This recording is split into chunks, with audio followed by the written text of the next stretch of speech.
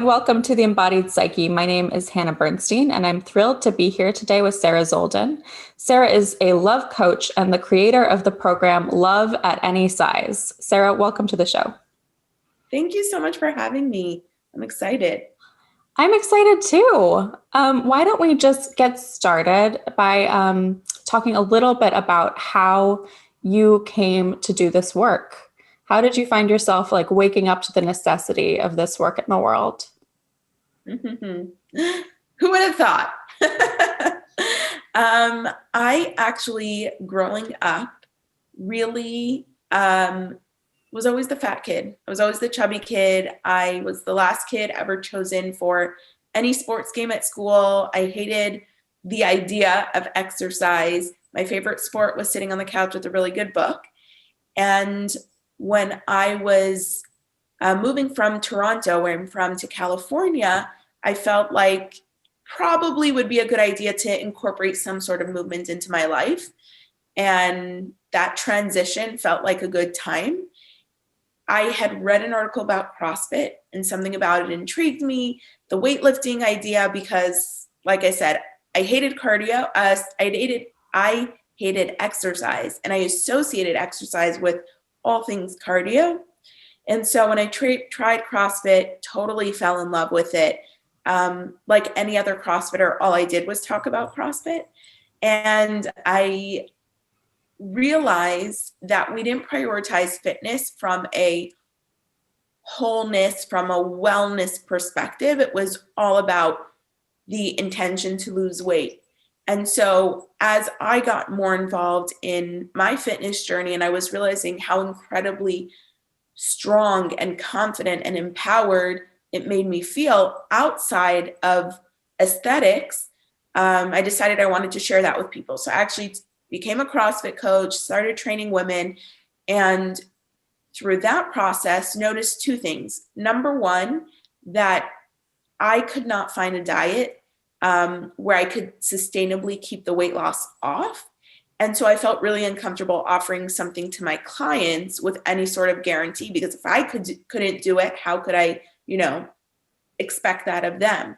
And in general, but in California specifically, trainers, fitness coaches really do a lot of that nutrition stuff also, which, side note, they shouldn't be. That's the job of a, registered dietitian. But I didn't know that at the time. And so number one, I was really struggling to find something to offer my clients. And actually, my very first client introduced me to the concept of intuitive eating, which led me down the road of exploring health at every size and body positivity and all of that stuff. And at the same time, I was noticing that all the single women who were coming to me for fitness coaching were coming because they wanted to lose weight for dating. And so seeing the two of seeing those two together really pushed me to explore that a little bit more. And I was noticing on social media that people didn't even know that I did fitness coaching, because I was so passionate about the body positive movement and so passionate about helping women believe that they can find love regardless of their size, that with time I realized, okay, I need to actually make an official pivot and do this because this is where my heart lies. And this is where I think that as a community, we need so much support. So I shifted to that, stopped offering the fitness coaching, and that's how I got to where I am. Oh, and I should probably mention I dated for 10 years. And along the way, I was constantly being told, you're too big. If you just lost a little weight, I have the perfect guy, but he's looking for someone thin, all these sorts of messages and constant rejection due to my size. So I had that lived experience. I am in a small fat body. So, obviously I have limited experience in what it's like to be a larger woman, but still have that personal experience of dealing with the shame and rejection in dating that comes due to my size. And so I was also starting to notice my limiting beliefs through my dating process, because even though I believed so strongly from right off the bat that at the right time, I would find the right person, and I wasn't stressed about that, I still noticed my patterns of behavior didn't reflect that belief. And so taking all of that, putting it together, and creating a coaching program just felt really right. That's fantastic. Thank you so much for diving into that background and that Sure. history of how you came to this work. I get really curious about a component that I think you have that maybe I lack a little bit in my life, which is that ongoing optimism and faith. Like even in 10 years of dating in the wastelands of Los Angeles, you had this faith that your perfect person was out there and not shallow or vain or going to attribute everything to a characteristic that so many people place a lot of burden on, especially here. You're now happily married. Yeah. How did you, I guess, hold on to that optimism and positivity? It's a good question. I need to be really, really honest and say a big part of that, I think, is just a gift. I've pretty much always been an optimistic person. And I would say the other part of it is just logic. Like I look at the world and I see what's going on, and I recognize that fat people fall in love every day. I recognize that fat people get married every day. I recognize that the things we're saying and the messages we're hearing don't align with the reality that we see in the world. So yes, we're constantly getting the messages from the media, from Hollywood, from Disney, thank you very much, that princesses are thin, and that that we need to be thin in order to find love. And I'm also seeing that that's not true. And I think like social media has actually been really helpful, because as much as there's so much, can I say BS? As much as there's so much BS on social media and so much pushing of the wrong agenda, we also have the opportunity to see so many plus size women and plus size people in general finding what we're looking for. And we have the opportunity to use, this is not like a promotion of social media, but we have the opportunity to use the tools, use the hashtags to our benefit in searching that out. And that helps solidify that belief that this is possible and this is doable. And I guess it also helps that I believe in the concept of soulmates. And so I do believe that there is someone for every person. So kind of like tying all of those thoughts together, to me, was a really logical conclusion that he's out there and I'll find him when the time is right. And it's actually really interesting that you asked that question, because this is the first time that I'm piecing together that it was actually a logical conclusion and not just like feel good, I'm going to stay optimistic. I really appreciate that. Yeah, the pointing to the logic of it. And I think I misspoke a little bit in my question too, because Whoops. I'm realizing that I mentioned something about like a lack of shallowness, like faith and a lack of shallowness. But I think I've seen you articulate before, and certainly I believe like attraction is a component of these soulmate matches. I think it's just that attraction, the way it genuinely happens in the world organically, and attraction, the way that we're conditioned to believe attraction happens, don't always line up with each other. Yes. And I think we have a really limited understanding of what attraction should be and what attraction looks like, again, based on the messages that we get from society. So I think sometimes it does even happen, so to speak, the way that we expect it to, or the way that we're taught it does. It just doesn't necessarily look the way that we think it should look or that we expect it to look. Could you explain a little bit like how you think attraction really works? I don't know. This is gonna sound cliche, but I think it's just, I'm not gonna say it's either there or it isn't, because I think it can grow. But ultimately, even if you give it time to grow, it's either there or it isn't. I think there's different levels of attractiveness, right? And there's different types. So emotional attraction, intellectual attraction, I believe is something that needs time to develop. And I'm assuming you're talking more specifically about physical attraction, which in many cases can develop, but at a certain point, if it hasn't developed at that point, it's unlikely to develop. If you've already established emotional attraction and emotional connection and intellectual attraction and intellectual connection, and you're still lacking that physical component at a certain point, it's just not there. So it can grow, but it doesn't necessarily grow.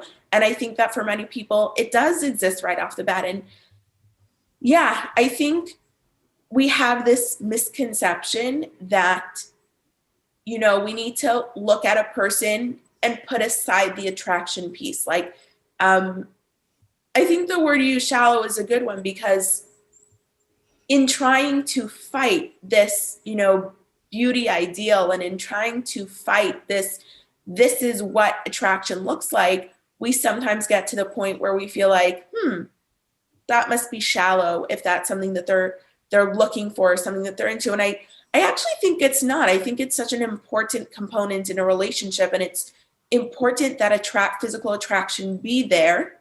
I just think that we need to open our minds to, what does physical attraction actually look like for me? What does physical attraction mean to you versus what does Hollywood say physical attraction is supposed to be? That makes a ton of sense. Yeah.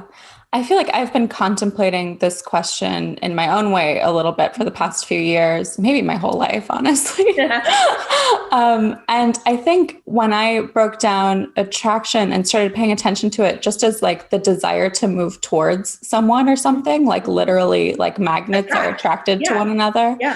That was when I kind of opened up my eyes and I was like, oh, again, if we turn to logic, if we look at the empirical evidence, like there are ways in which I am attracting people. And maybe I can let go of the notion that attractive just means what it means on a magazine cover or something like that. And instead it's about, connection. You're talking more about not just the looks piece. You're saying attraction overall. Right. Yeah. Right. Yeah, I think you're absolutely correct. And I think that feeds into what we talk about a lot, what I work on with my clients, which is,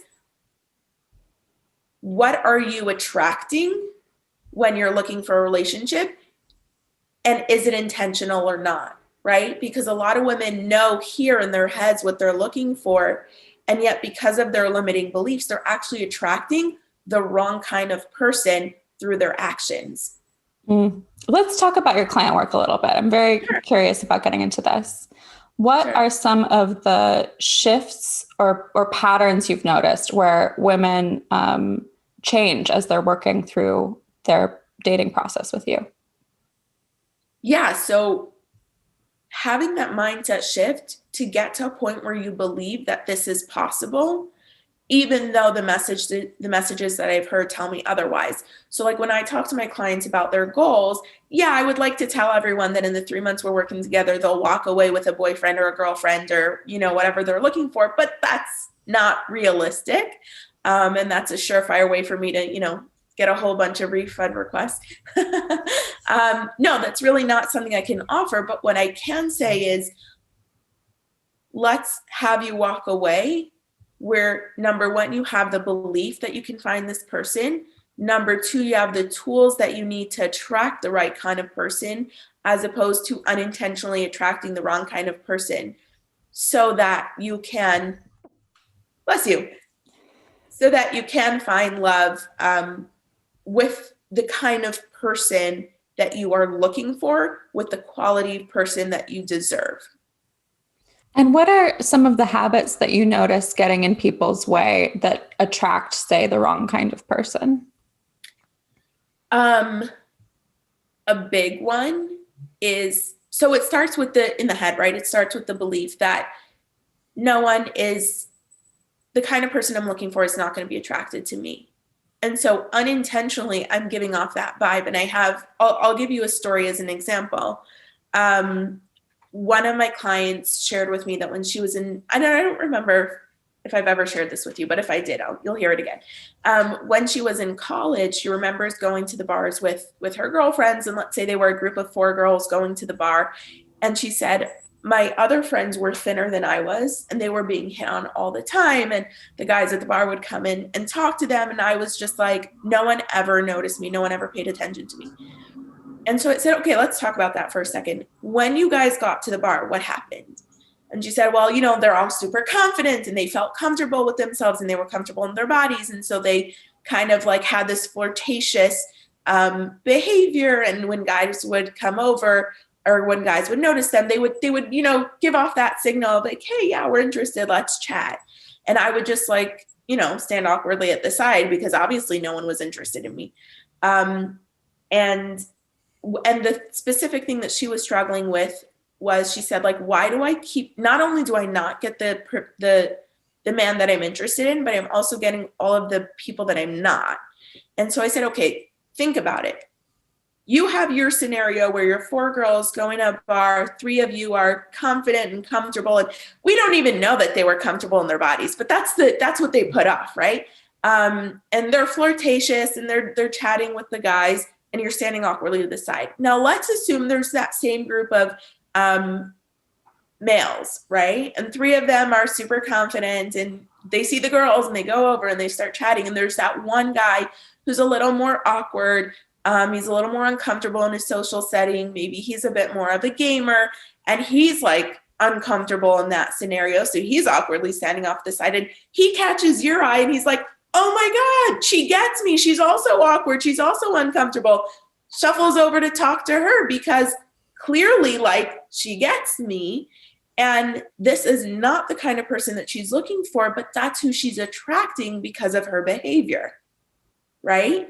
So we do this a lot where we don't realize that what we're doing, even what we're not doing, right, is unintentionally attracting the wrong kind of person. Because just sometimes by not doing something, we're giving off that vibe, we're giving off that message. And so that's not uncommon where, we want something in our minds and we're clear consciously of what it is that we're looking for. And yet because of our limiting beliefs, our body says something else. That makes a ton of sense. Yeah. That there's this way in which the way we move in our bodies, the way we make eye contact with people, that awkwardly standing to the side does attract people who are drawn more to that discomfort. Yeah. Yeah. That makes a lot of sense. I'm curious. I noticed you both do private coaching work and you have, I would say, a pretty prominent social media presence where you're advocating for some of these views in the public space. What have you noticed using that as a tool to reach people beyond your coaching circle? So it's interesting. I was actually on a sales training call last night, and this is something that came up. The group of coaches who were on the call are very heart-centered, heart-driven people, and I would say significantly more impact-driven than I am.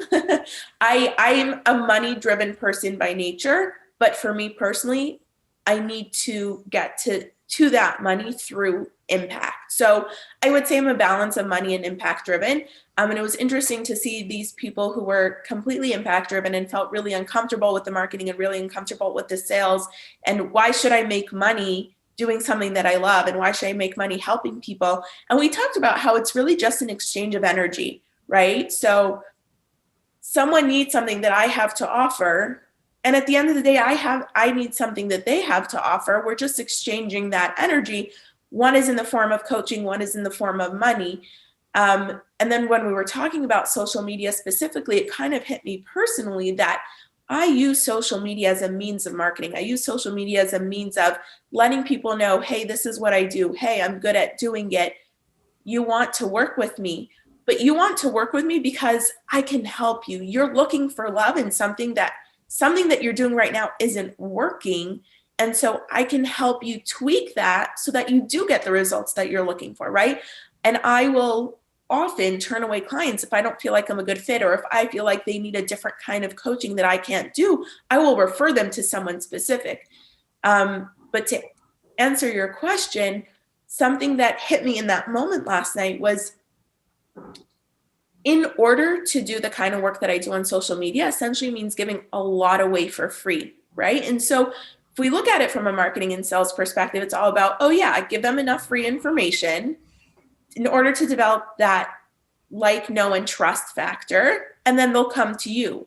But looking at it from a human perspective and an impact perspective, I am helping so many women all around the world through the social media content that I put out, and my impact and my digital footprint is so much bigger than I could ever imagine if I was just coaching people locally or just putting an ad in the local paper. I don't know who does that anymore, but just as an idea. And one of the cool things for me personally is I love traveling and meeting people around the world who are like, oh, hey, you're so-and-so. I loved, and they'll name a specific post that I once put out that really helped me.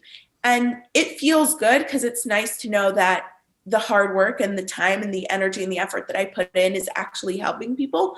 But more than that, it's such a great way to see how a tool that I essentially use for a business, from a business perspective, is actually something that's helping me help so many people. And it's something so much grander on a much bigger scale than I could have ever done alone. And so I really, really like how, everything is a balance, right? So is it about the money? Is it about the impact? Both, right? Which one is more important? It really doesn't matter, because ultimately, even from the business perspective, it's about helping people. So I forgot what the question was, but I really like social media. And I think ultimately it has the potential to impact so many people all around the world in a way that I can never do on my own.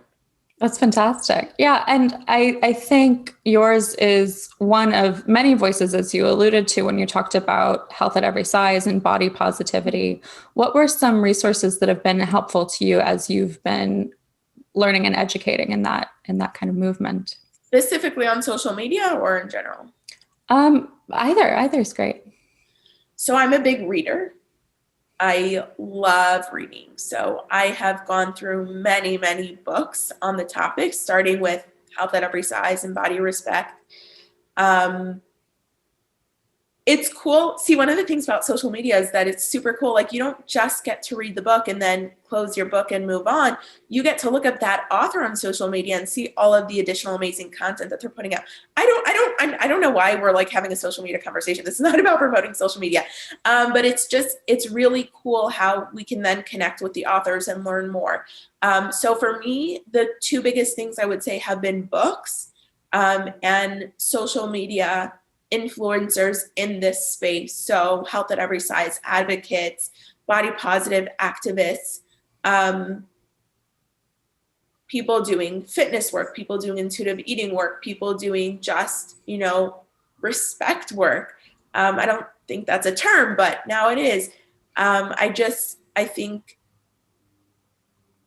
yeah, those have been the two biggest things. Podcasts are also incredible.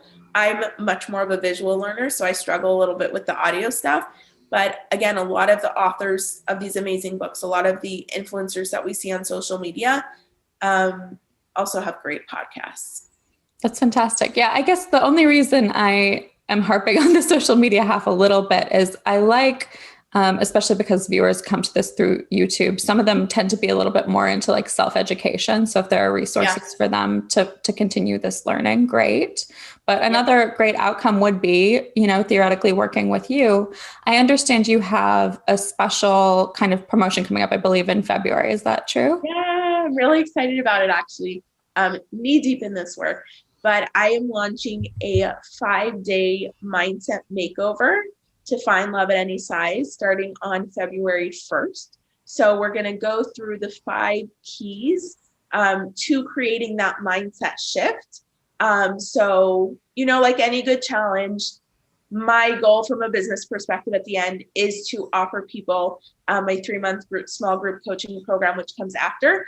But even if someone said, hey, I'm not in a position to put down money, or I don't necessarily need the details on next steps to take, just that 5-day program will have so much information on actually creating that mindset shift. A lot of it is the work that I do in one-on-one client work. So I'm super excited about it. We go through pretty much the stuff that I talked about earlier with regards to discovering what those limiting beliefs are, discovering what our fears are, whether we're conscious of them or not. So digging into that a little bit more, and, you know, working on flipping that script and, okay, now I know what's holding me back and what's not working. So what am I looking for? And going through that a little bit. Fantastic. Thank you so much for sharing that. Often I will ask coaches, therapists, et cetera, who come on the show to share something like a mindfulness exercise or even just a piece of advice or something to think about. Do you have something you might want to share with our audience, like a takeaway for today? I love affirmations. And as someone who I said earlier, I'm a thinker. I'm always stuck in my head and I'm super logical. And to me, affirmations have always been more of a feel-good thing. And it's taken some education and some work and some personal exploration, but affirmations is so much more than just a feel-good, toxic positivity kind of thing. It really influences the way that we think and the way that we view ourselves. And so I think that having daily affirmations to repeat literally out loud on a regular basis with where you want to see yourself, what your goal is, and framing it in a I am already there perspective is such an incredible tool. And if you can, take it one step further and write them down every day. Writing is like next level as opposed to just reading them out loud. This is what I do every morning. I read my affirmations, rewrite them, and then read them again.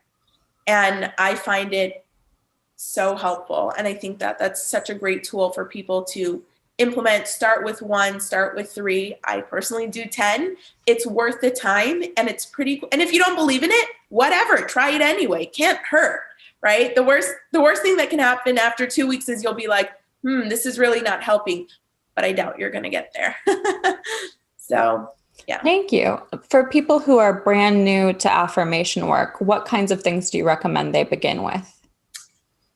Start off with Googling positive affirmations, self-affirmations, just to get an idea of what it is that I'm talking about.